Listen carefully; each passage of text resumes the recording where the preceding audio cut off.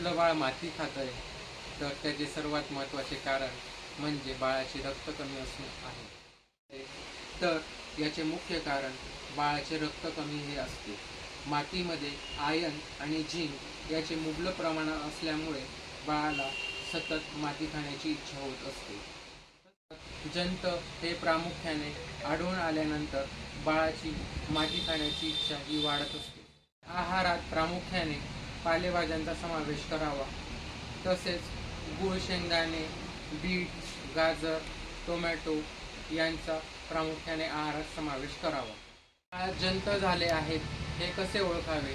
तर बाळाचा चेहरा पांढरा पडणे, त्यानंतर बाळाची जीभ पांढरी पडणे, डोळे पांढरे पडणे, वारंवार बाळ सुस्त होणे, तसेच भूक न लागणे अशा गोष्टी आपल्याला आढळून येतात. दिसल्यास डॉक्टरांना त्वरित संपर्क साधावा. तसेच मला मेसेज किंवा DM करावा.